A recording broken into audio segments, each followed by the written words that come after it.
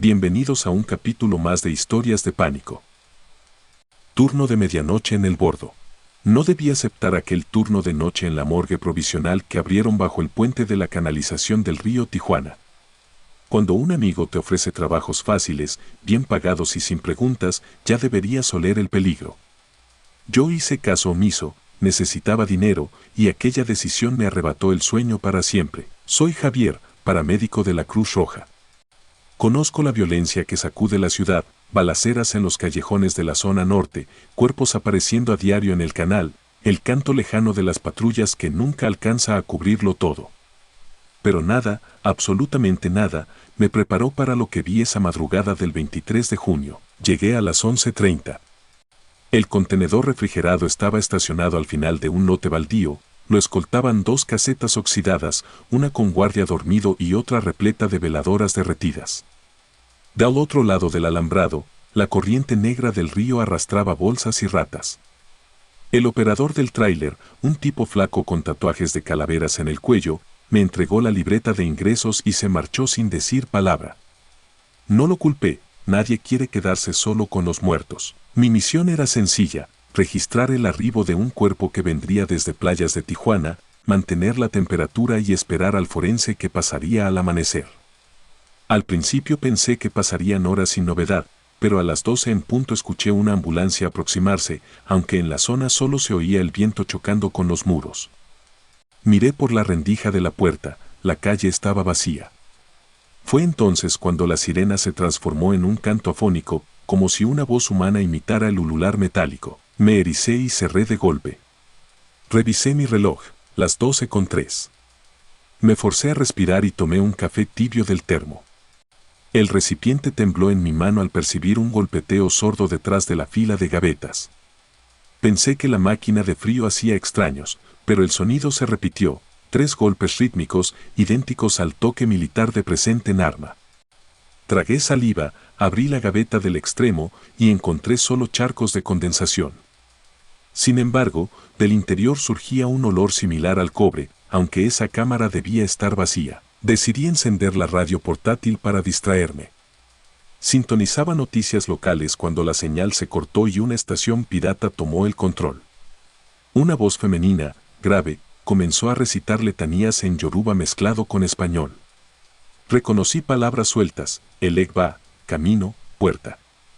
El volumen subió solo, saturando el pequeño contenedor. Golpeé el aparato hasta apagarlo y el silencio volvió más pesado que antes. A las 12:15 recibí una llamada del Hospital General: la carroza con el fallecido se retrasaría. Respiré aliviado. Aproveché para revisar la libreta. En la parte posterior encontré, con tinta roja, la orden: no abras la celda 14.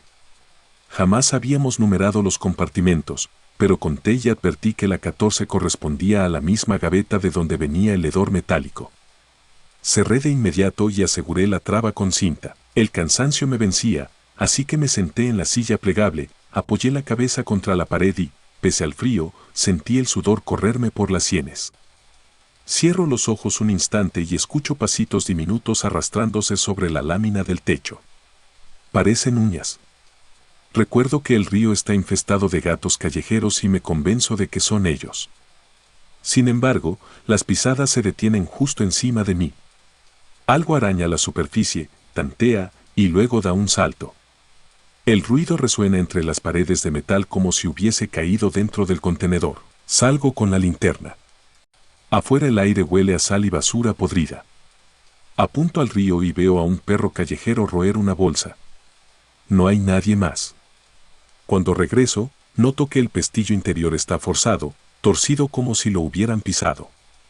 El contenedor se siente más cálido. La unidad de refrigeración marca 9 grados cuando debería estar a 4.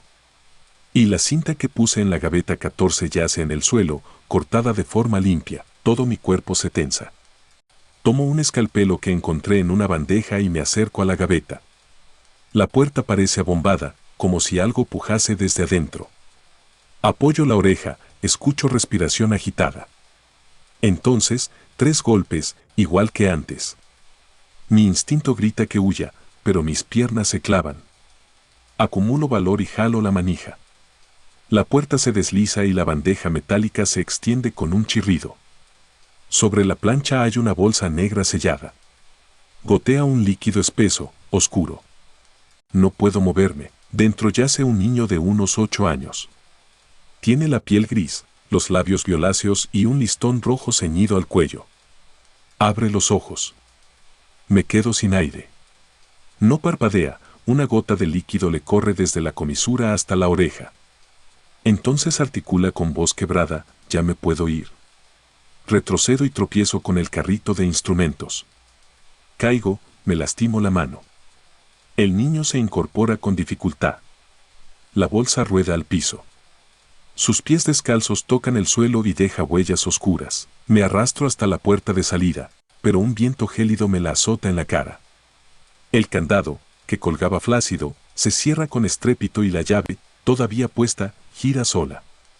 Estoy atrapado. El niño camina hacia mí. Bajo la luz fluorescente noto marcas de aguja en sus brazos, como de transfusiones. Me pide nuevamente, en un tono casi cortés, ábreme la puerta. Balbuceo que no puedo, que no tengo la clave del candado. Él ladea la cabeza, levanta la mano y señala la radio portátil. Comprendo tarde, quiere que vuelva a sonar. Me arrastro, la enciendo, y la misma voz femenina reanuda el rezo donde se detuvo. El niño cierra los ojos. Murmura algo que no entiendo. La temperatura cae de golpe, mi aliento se vuelve visible. Dao techo, la escarcha se descascara en copos. Entonces se abre la gaveta contigua y sale una mano adulta, luego otra. Una mujer con bata de hospital se incorpora. Su mandíbula cuelga rota sobre el pecho. Separa los labios y, aún así, su voz resuena clara. Faltan monedas, hijo. Estalla un estruendo, las demás puertas metálicas se abren simultáneamente. Formas humanas, deformadas por la muerte, se arrastran fuera, bloqueando los pasillos. Siento algo rasguñarme el tobillo, un anciano sin piernas que se impulsa con los brazos. El canto yoruba se convierte en un coro gutural. Entre los cuerpos todavía oigo la sirena imitada que me recibió. Me revienta los tímpanos, los muertos hacen rueda alrededor de mí. El niño se adelanta y extiende la mano. Sus ojos, ahora negros, no reflejan la luz. Con repugnancia, busco en mi bolsillo las monedas de mi cambio, 3 miserables pesos. Él las toma y las deposita sobre su lengua morada. Los otros cadáveres inclinan la cabeza como si aprobaran el pago. Luego, uno a uno, se deslizan de regreso a las gavetas.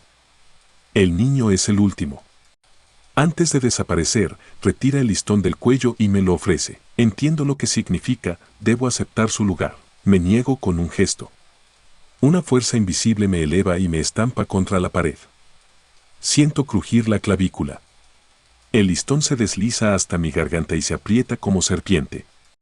Mis uñas se clavan en la tela, intento aflojarla, pierdo el aire. La visión se nubla. En el borde del desmayo, la radio chasquea y una voz masculina, distinta, ruge. ¡Alto! El listón cede. Caigo al suelo entre jadeos.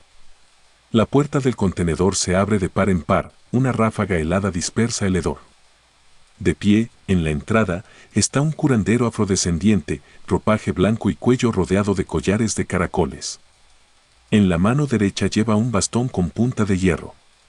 Sin mirarme, avanza hacia la gaveta 14 y comienza a recitar oraciones con voz de trueno. El metal vibra, la luz parpadea, las puertas se cierran una tras otra con estampidos. El niño grita, un sonido agudo que se disuelve en la distancia, y todo termina, camino tambaleante tras él. El aire nocturno me golpea la cara con olor a mar distante. Me sujeto a la baranda oxidada mientras el curandero exhala con cansancio. Pregunto quién es. Responde que lo envió la misma ambulancia que nunca llegó, la que trae a los olvidados del canal. Dice que cada cuerpo hallado sin nombre debe recibir 2 monedas y un rezo. Solo así descansan. Alguien incumplió esa regla y huyó con el dinero. Ahora los espíritus buscan pagar con cualquier alma.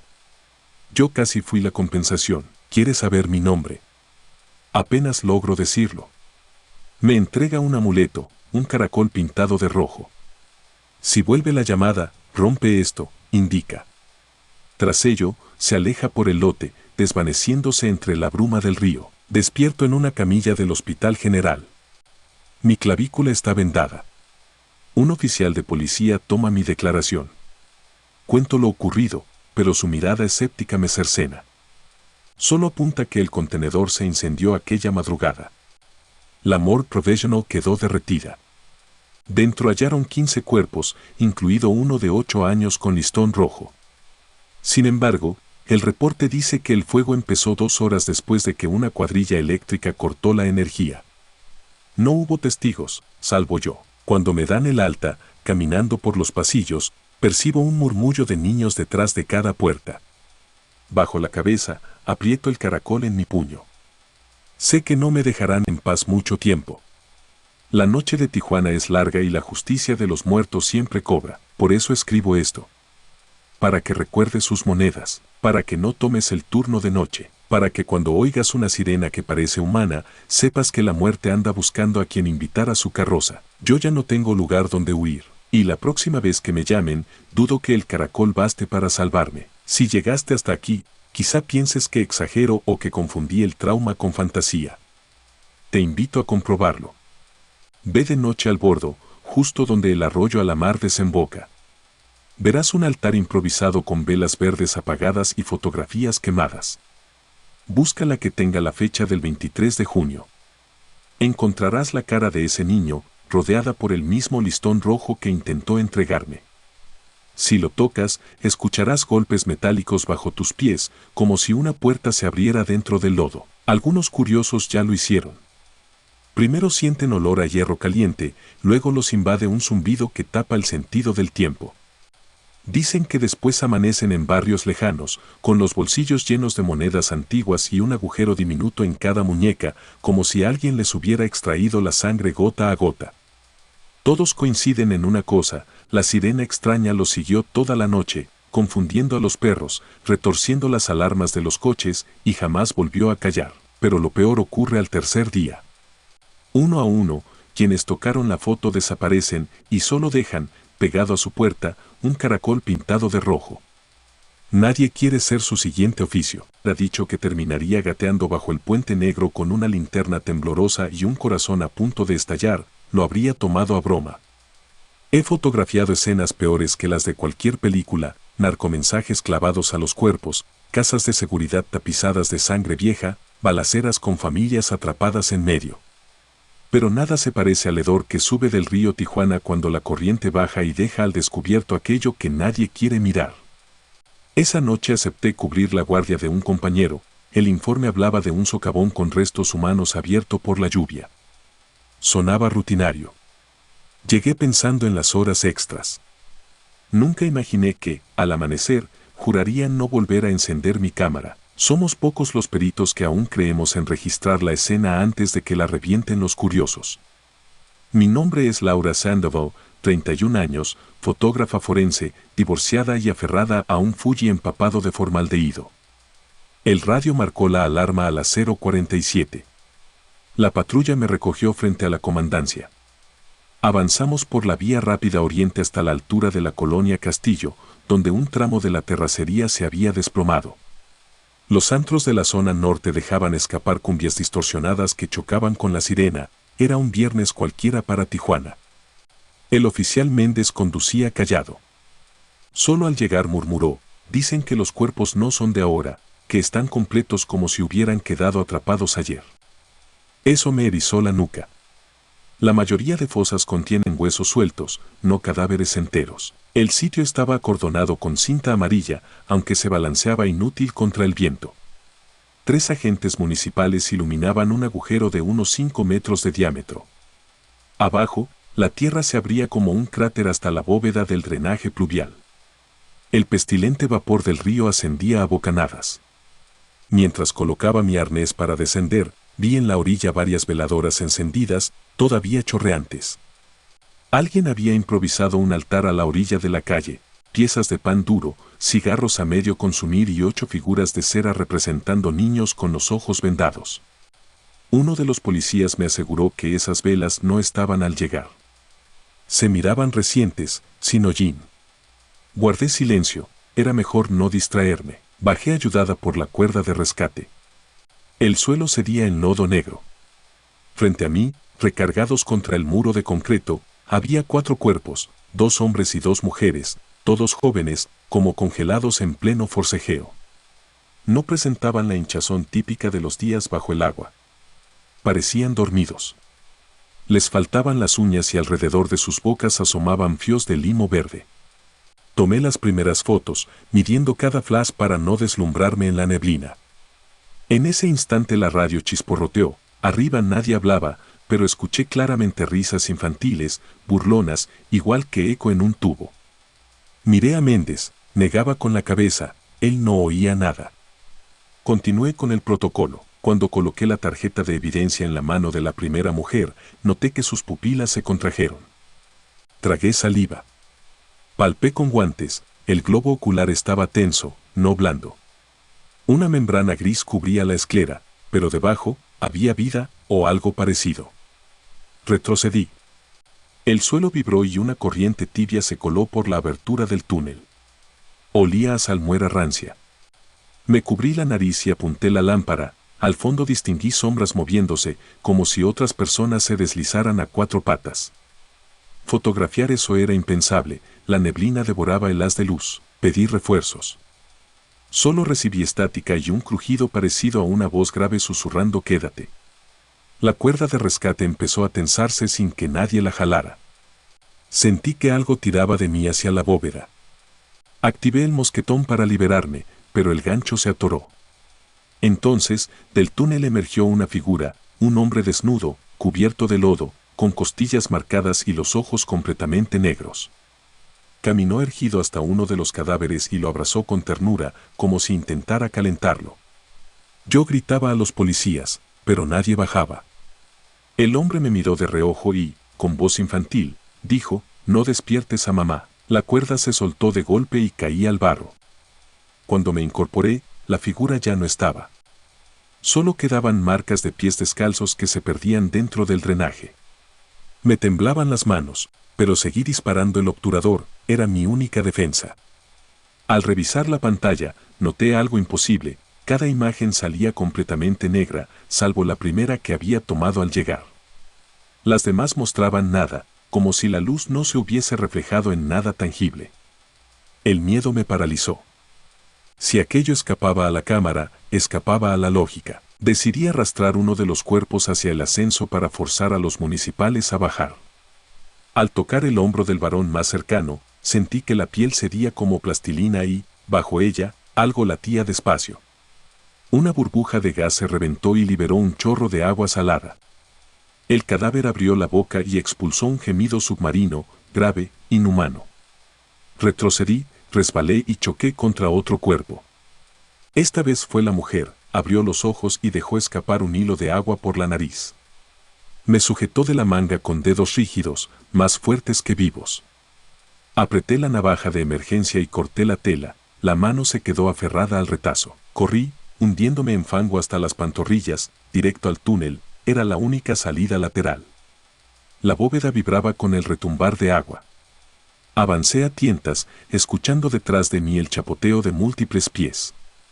El aire se volvió más frío y el techo más bajo, pronto gateaba con el equipo colgándome de hombros. Mi respiración rebotaba en los muros, interrumpida por risas de niños que parecían venir de todas partes. Entonces lo vi, un hueco circular cubierto con tablas podridas selladas con cadenas de bicicleta.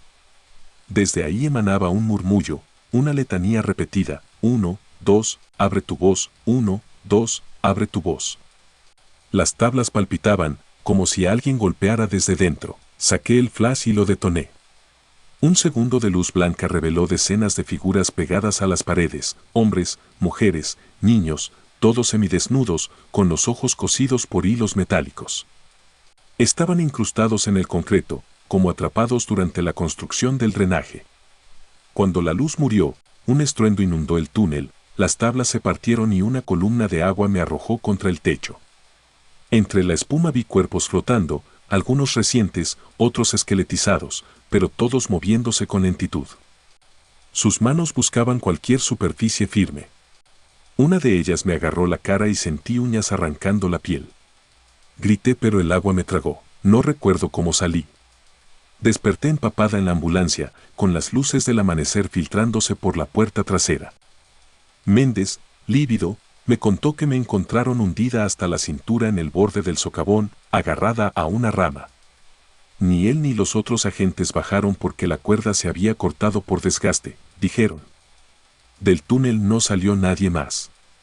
Bajaron bomberos cuando llegó la luz del día, no hallaron cadáveres, ni recientes ni viejos, y el socavón parecía menos profundo.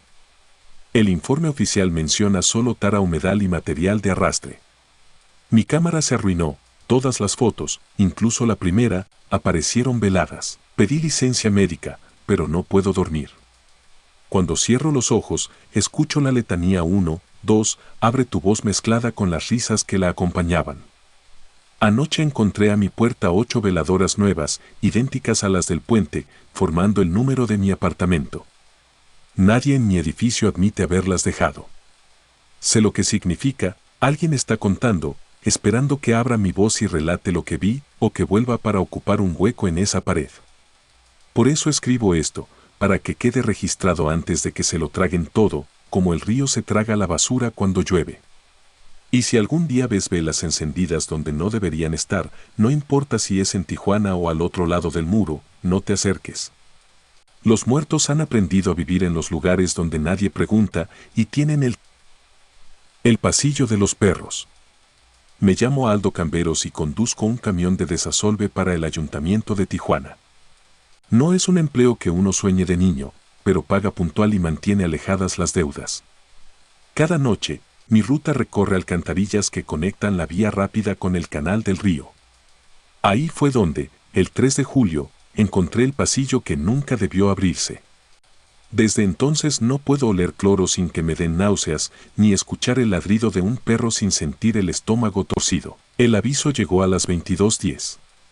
El supervisor reportó atasco crítico en un colector del fraccionamiento Las Torres, casi a la altura de la canalización. Las tormentas de verano habían soltado basura y perros ahogados por todo el cauce. Si el drenaje reventaba, se inundarían las calles bajas. Tomé la unidad 12B, un backcon de esos que succionan lodo con una manguera gruesa como anaconda. Mi ayudante, Memo, mascaba chicle con la serenidad de quien ha visto cadáveres flotar más de una vez. Al llegar, el hedor era tan denso que lastimaba los ojos. Estacionamos sobre la rejilla principal, dividida en 9 planchas de fierro, apenas dejaba escapar vapor nauseabundo. A un lado, la reja para animales estaba doblada hacia adentro, como si algo grande hubiera entrado a la fuerza. Notamos huellas de perro, pero se hundían demasiado, como si los animales pesaran el doble. Memo bajó con la linterna, iba a enganchar la rejilla cuando escuchamos gruñidos abajo, seguidos de chillidos que se apagaron de golpe. ¿Son perros, verdad?, preguntó, inquieto. Ojalá, respondí, sintiendo un escalofrío que el uniforme impermeable no podía atajar. Decidí bajar. La norma lo prohíbe sin refuerzos, pero si la línea seguía tapada tendríamos medio barrio flotando de mierda a las primeras lluvias. Sujeté la escalera extensible, aseguré el arnés y descendí. Memo quedó arriba, listo para pasarme la manguera. El túnel medía 2 metros de alto.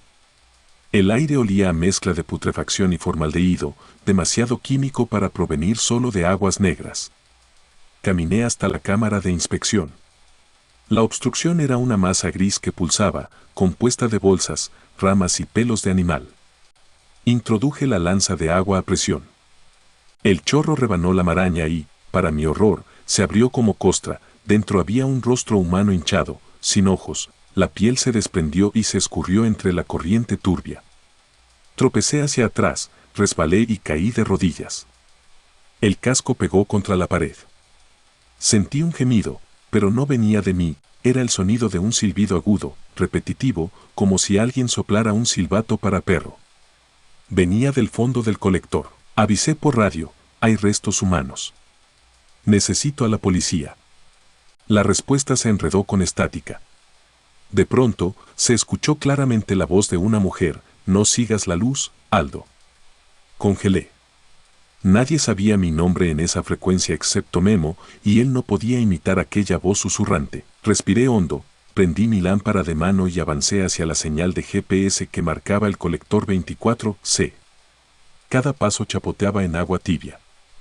El silbido cesó, sustituido por el eco distante de ladridos multiplicados, como si toda una jauría trotase paralela al túnel, oculta detrás de las paredes de concreto. El caudal dobló a la izquierda y encontré una compuerta metálica entornada. Era vieja, tal vez de la época en que la ciudad ampliaba el drenaje durante los 90. Sobre el óxido alguien había pintado, con aerosol rojo, la palabra criadero. Abrí despacio. El interior era un corredor de mantenimiento, sin agua, iluminado por focos de emergencia aún activos. El techo goteaba suero amarillento que olía a amoníaco. Al fondo, una puerta verde medio abierta dejaba escapar luz blanca.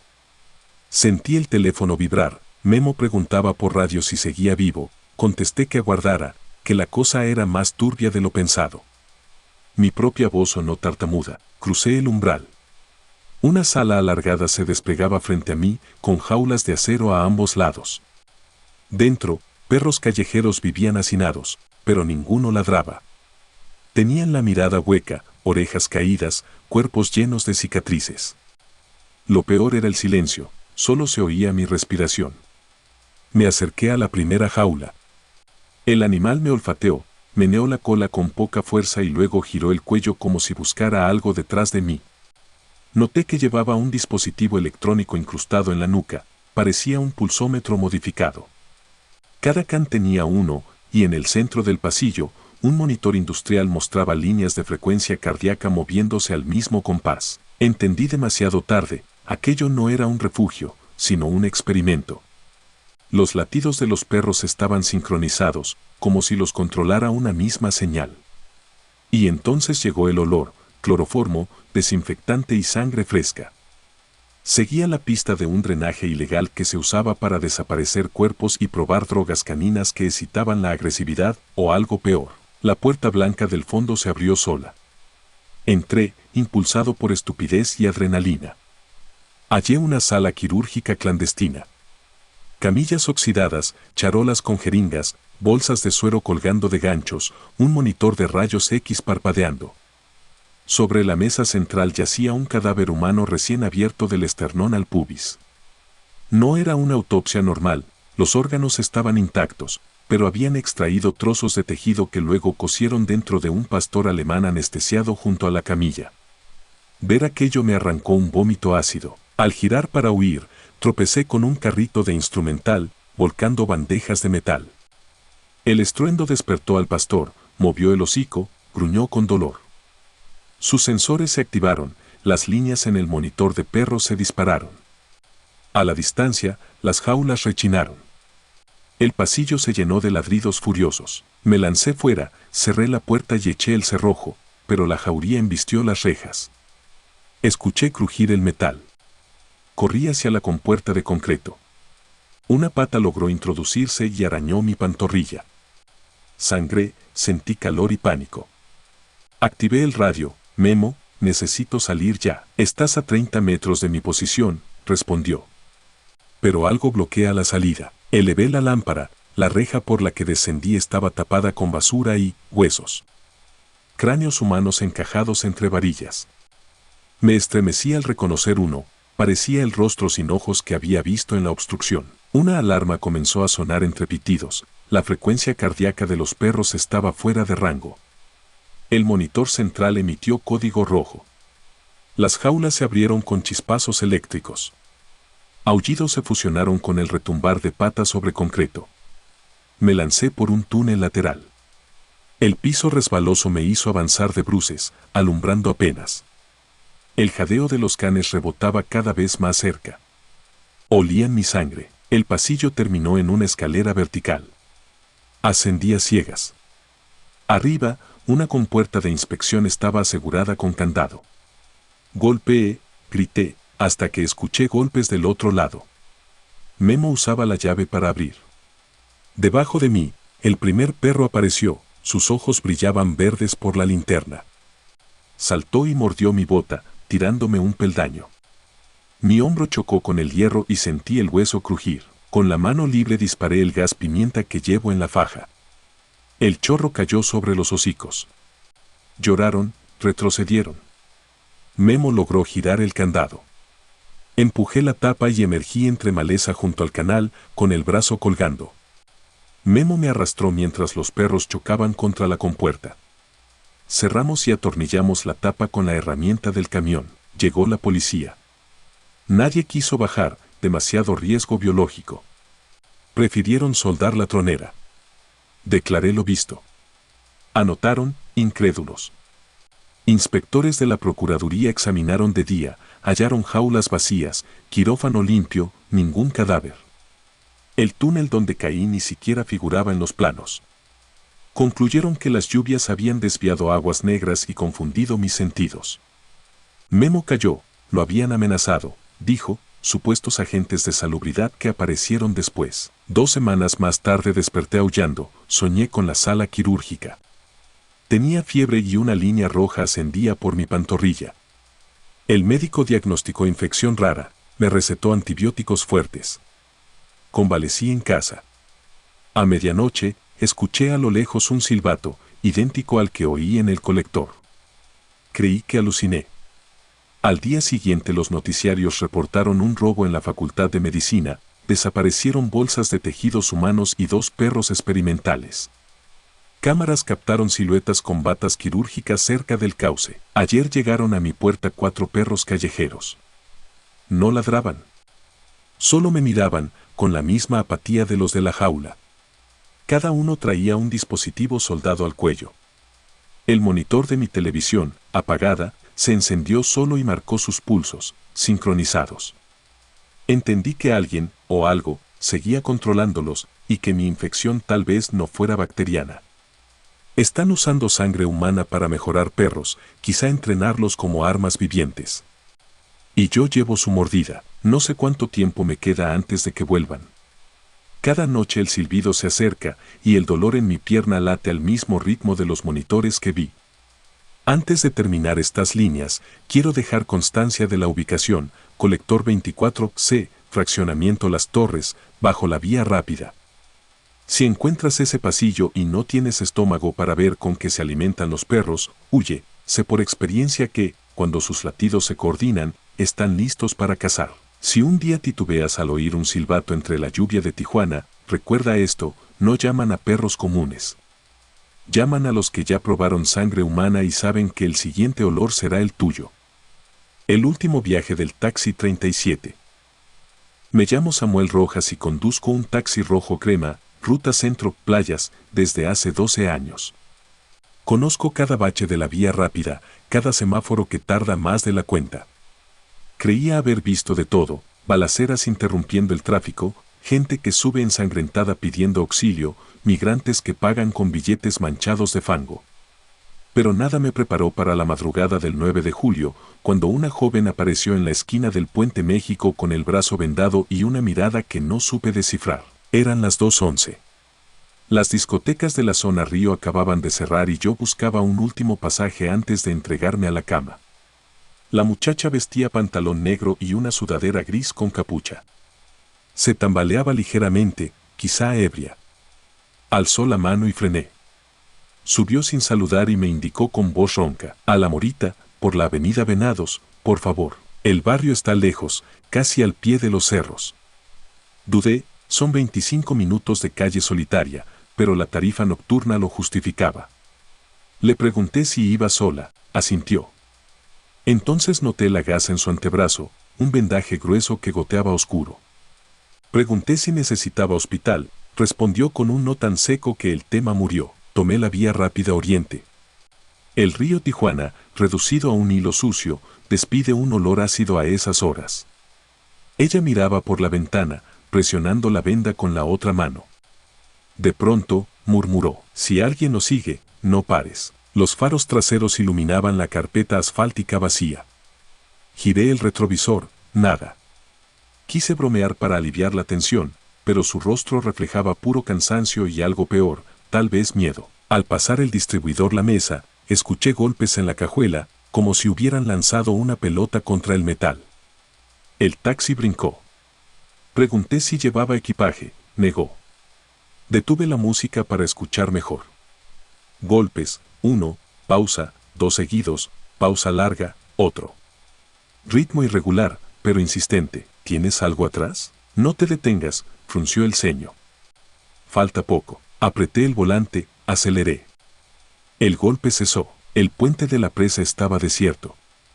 De improviso, las luces traseras reflejaron un destello azul, una camioneta pickup sin placas emergió a toda velocidad por el carril de incorporación. Se pegó a mi defensa.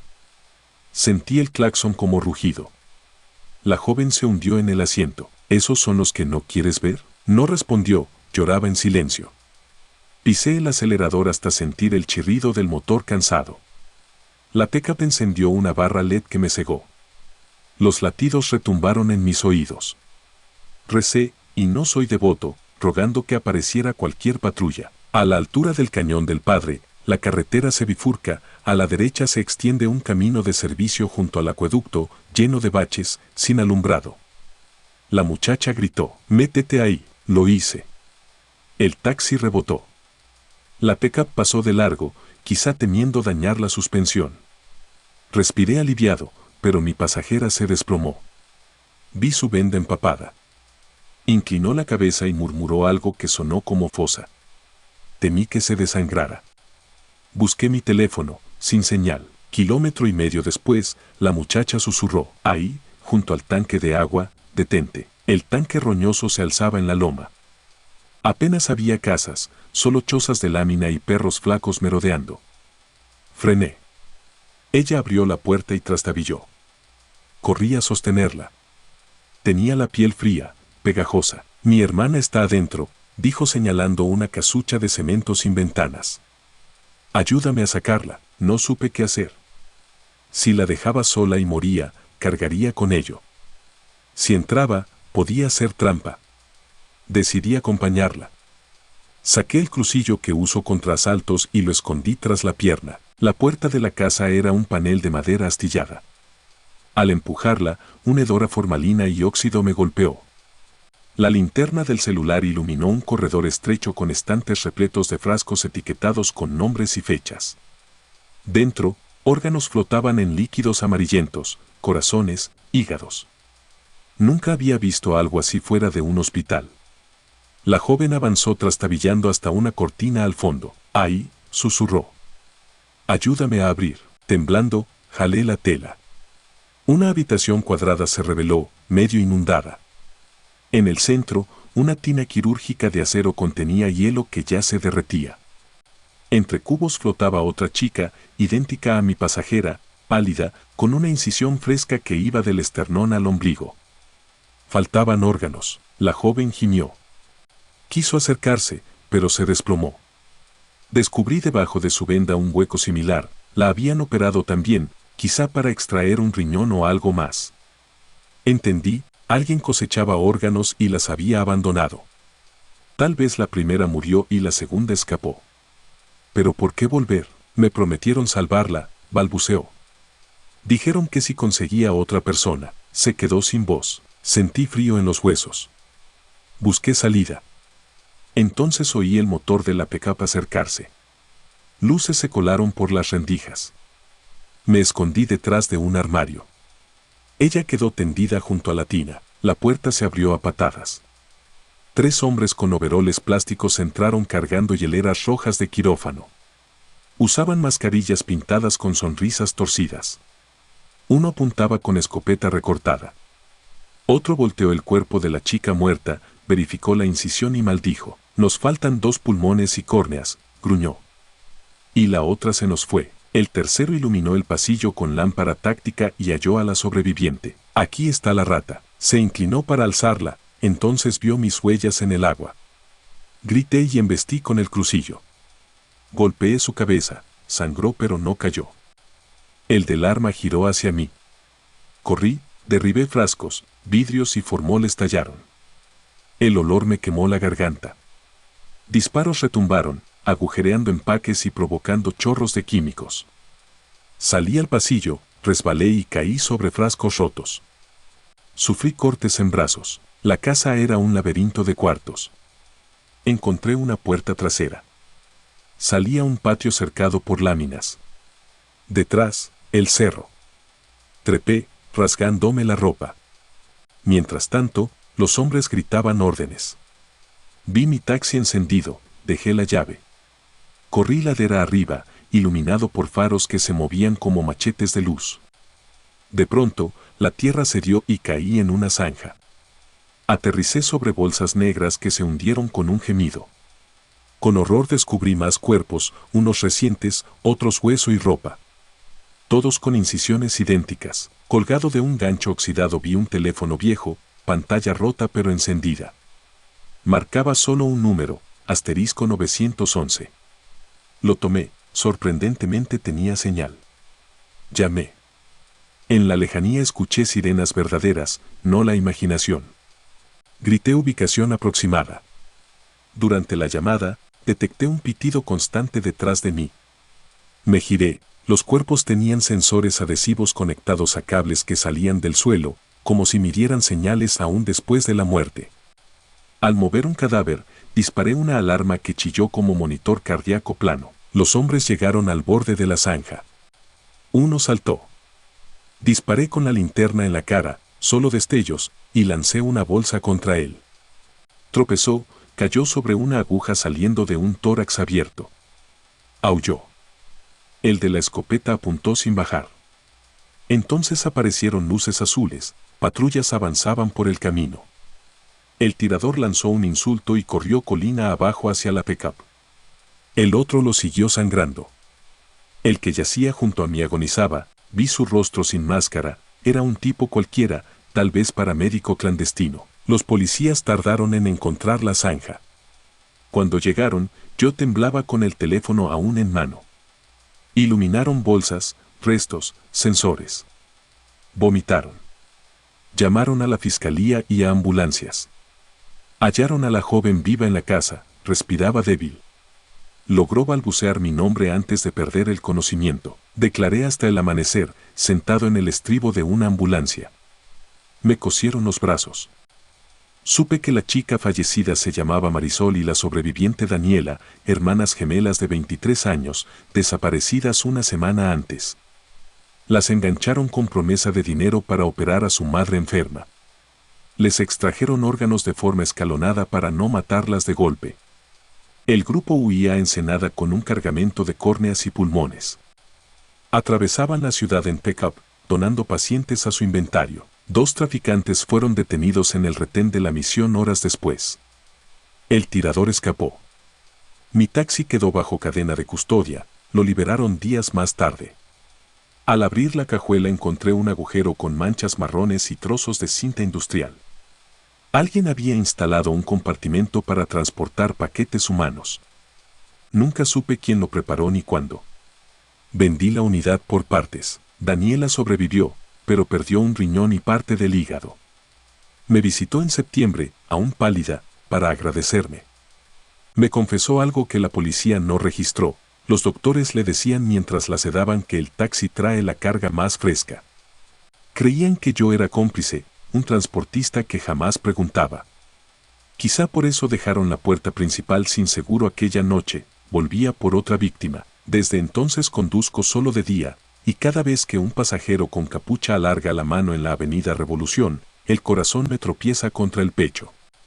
De noche escucho en sueños los golpes en la cajuela, 1, pausa, 2, pausa, otro. Despierto sudando. A veces juro oír el chirrido del compartimento que ya no existe. Si visitas Tijuana y subes a un taxi, mira al conductor a los ojos. Si desvía la mirada hacia el espejo cada 5 segundos, bájate en la siguiente esquina. Puede ser miedo, puede ser culpa, o puede estar contando los kilómetros que faltan para el depósito clandestino donde el hielo aún espera tu nombre. Muchas gracias, te invito a suscribirte y darle like si quieres más historias.